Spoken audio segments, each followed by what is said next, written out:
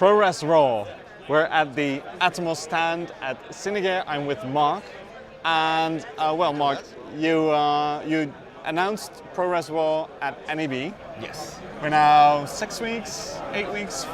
Yeah, there we go. It's about 8 weeks down the line, and very exciting times for us because we're seeing that a lot of people have adopted the format already. So within that short period of time, a lot of people have adopted it, and I think that was quite an easy thing to do because the firmware for the Shogun Inferno was immediately right away at NAB, and also the upgrade for Final Cut was also immediately ready straight away. So that means people could do this from day one. Both of them are free too, by the way. Both of these upgrades were free. So now what we see is a lot of content that's actually coming through, being created. We're seeing the results of this content come through, and it's amazing. We're seeing excellent results. The forums are starting to pour up with more and more information about how this works, and we're seeing excellent results.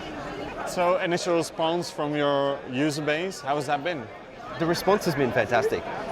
People are really blown away by the performance of ProRes RAW, and this is something that we struggled to comprehend ourselves when we were developing alongside Apple. The performance is mind-blowing. So I mean, on an older laptop you can still drag and drop ProRes RAW 4K 60 onto a Final Cut timeline, and it behaves just like ProRes. So what we're seeing a lot of people come back to us, especially here at the show. A lot of people are commenting saying, this behaves just like video. It's not like RAW, and that's exactly the response that we wanted. And it's a perfect move to see more and more HDR content being created. So do you get the question from end users about why would I use ProRes RAW over, for example, just normal ProRes? Absolutely, that question has come up a few times, and I think the answer to that question is that well, you don't always need RAW, right? You don't need RAW for everything. But in this case, the difference in the data rate between ProRes and ProRes RAW is so negligible that you may as well shoot in ProRes RAW to get the maximum from your footage, especially if you're shooting creative stuff, especially if you're shooting stuff that you want to archive for a long period of time. This is the stuff that you're going to be able to pull out in 4 years' time, and you're going to be able to repurpose it for whatever. So. And are there any issues, if I may ask, like on? None that I've heard of yet.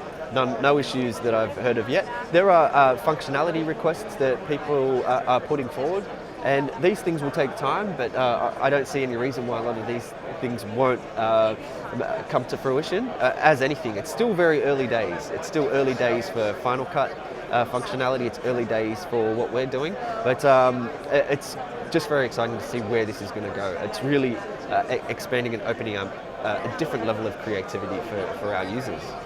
Okay, well, looking forward to what lays ahead, and probably we see a lot more integrations, right?